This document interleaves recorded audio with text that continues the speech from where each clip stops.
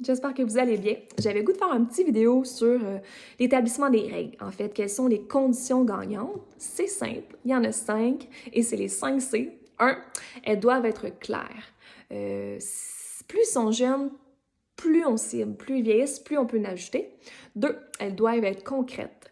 Dans le fond, c'est important de nommer le comportement attendu. Par exemple, l'enfant court, on veut qu'il marche, mais on va lui demander « Peux-tu marcher? Tu risques de tomber quand tu cours. » Si l'enfant frappe son frère, on va lui dire « Sois doux avec ton frère. Quand tu es doux avec ton frère, il est doux avec toi. » Donc, on nomme vraiment nos attentes. Ça permet après à l'enfant de choisir le comportement approprié pour la prochaine fois.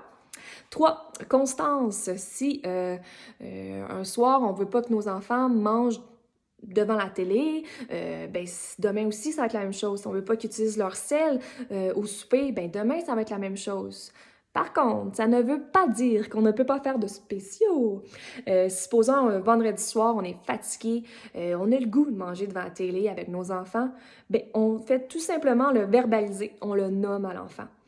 Hey, ce soir, on fait un spécial! Le fait de le dire, ça fait que l'enfant est en mesure de discriminer les moments où il doit écouter la consigne versus les moments que c'est des spéciaux. Ensuite, cohérence. C'est sûr que si tu demandes à ton enfant d'accrocher son manteau quand il rentre le soir, toi, en tant que parent, il serait important que tu le fasses aussi. Sinon, ça envoie un petit peu le message contradictoire. On est les modèles de nos enfants. Tout ce qu'on fait, ils le répètent. Donc, si on veut que nos enfants fassent quelque chose, eh bien, c'est important de le faire nous-mêmes. Et 5, les conséquences logiques. Par exemple, si l'enfant s'oppose, il ne veut pas ranger son jouet, il va passer 20 minutes dans sa chambre à crier, à s'opposer, c'est un 20 minutes qu'il perd à jouer.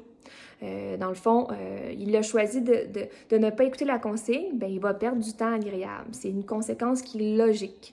Au fur et à mesure que l'enfant répète ce comportement-là, il finit par comprendre que les gains, dans le fond, sont vraiment moins intéressants de s'opposer versus d'écouter la consigne initialement. Donc voilà, vous connaissez les 5 C. C'est vraiment les grandes lignes et je veux vraiment qu'en tant que parent, on lâche prise, on s'enlève une pression sur les épaules. C'est pas vrai que vous allez être parfait demain matin, c'est pas vrai que vos enfants vont être parfaits demain matin. Donc, des périodes d'opposition, ça va arriver. Il faut juste lâcher prise et tout de même se dire qu'on fait notre possible. Donc, bonne journée, bye!